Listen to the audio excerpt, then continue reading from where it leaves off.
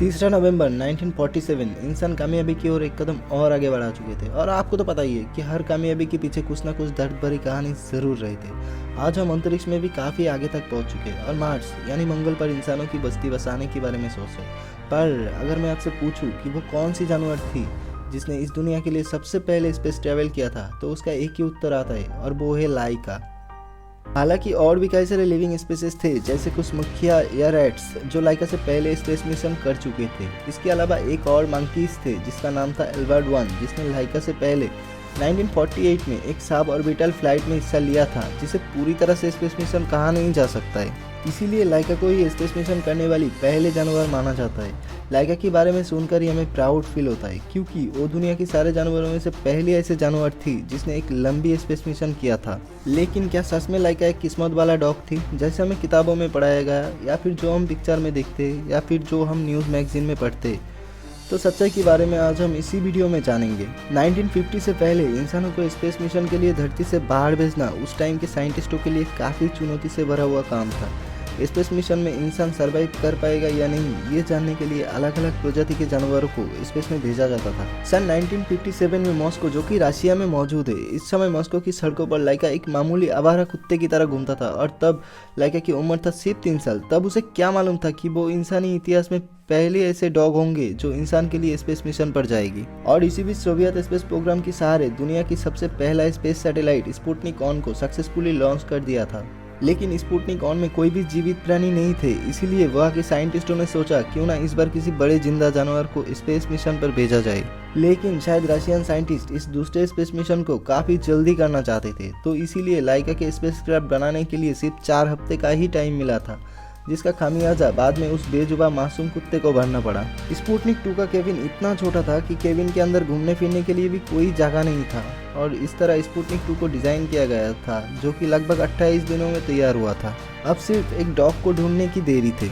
Soviet space साइंटिस्टों ने जानबूझकर ही गली के आवारे कुत्ते को चुना था, क्योंकि उनमें पालतू कुत्ते के मुकाबले ज़्यादा एक्सट्रीम कंडीशन में रहने की आदत होती है, जो कि इस स्पेस मिशन के लिए एकदम परफेक्ट था। और इसी बीच उन स्पेस साइंटिस्टों को लाइका मिला, और उसके बाद ही लाइका को स्पेस में भेजने के लिए ट्रेन किया गया। स्पुतनिक 2 का केबिन काफ़ी छोटा था, और इसी वजह से लाइका को 20 दिन एक छोटा सा पिंजरे में कैद करके रखा गया था, ताकि वो उस स्पेस क्राफ्ट में अच्छे से एडजस्ट हो सके। और देखते ही देखते लाइका की ट्रेनिंग पूरा हुआ और वो स्पेस में जाने के लिए तैयार था। उस टाइम इंसानों को स्पेस में जाने का तरीका तो मालूम था, लेकिन वापस आने का नहीं। मतलब देखा जाए तो ये एक तरह का सुसाइड मिशन जैसा ही था, और उस मासूम डॉग को पता ही नहीं था कि वो कुछ दिन के अंदर ही मरने वाले थे।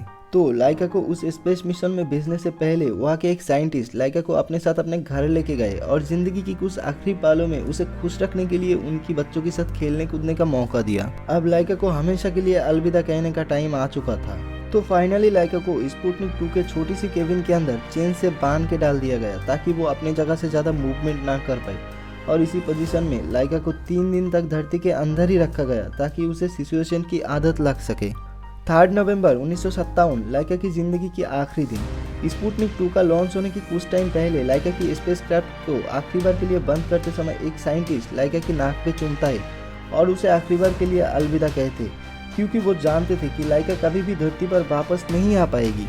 इसके कुछ देर बाद ही स्पुतनिक 2 सक्सेसफुली लॉन्च हुआ, और लाइका के साथ स्पुतनिक 2 धरती को छोड़ के अंतरिक्ष की ओर आगे बढ़ने लगे। लेकिन टेक्निकली फॉल्ट की वजह से स्पुतनिक 2 का एक हिस्सा रॉकेट से अलग नहीं हो पाया। 4 हफ्ते का समय शायद एक स्पेसक्राफ्ट बनाने के लिए काफ़ी नहीं था, और इसी वजह से लाइका की केबिन की टेम्परेचर्स तेज़ी से बढ़ने लगे थे, और लाइका की हार्ट रेट पहले की मुकाबला ज़्यादा बढ़ रहे थे। नॉर्मल हार्ट रेट 103 से 240 तक पहुंच गया था। इससे तो ये बात साबित होता है कि उस समय गर्मी की वजह से उस मासूम डॉग को कितना ज़्यादा तकलीफों से गुजरना पड़ा। लगातार 3 घंटे लाइका मौत से लड़ती रही, और टेम्परेचर इतने ज़्यादा बढ़ गए थे कि 5 घंटे बाद लाइका की बॉडी पे लगे हुए सेंसर ने सिग्नल भेजना बंद कर देता है, और इसी के साथ लाइका की मौत हो जाती है। उसकी मौत के बाद स्पुतनिक 2 उसकी डेड बॉडी के साथ 165 दिन तक अंतरिक्ष में था, और लगभग 25 से 70 बार अर्थ के चारों तरफ चक्कर लगाया था। और इसके बाद 14 अप्रैल 1958 में स्पुतनिक 2 धरती के एटमॉस्फेयर में इंटर करते ही लाइका के साथ जलकर खत्म हो जाते हैं। 2008 में रशिया की सरकारों ने लाइका के सम्मान में लाइका की एक स्टैचू का निर्माण किया था। ये वही जगह थे जहाँ पे लाइका को ट्रेन किया था, और आप देख सकते हो एक रॉकेट के साथ एक डॉग खड़े हुए हैं। हमें लाइका के इस बलिदान को कभी भी भूलना नहीं चाहिए।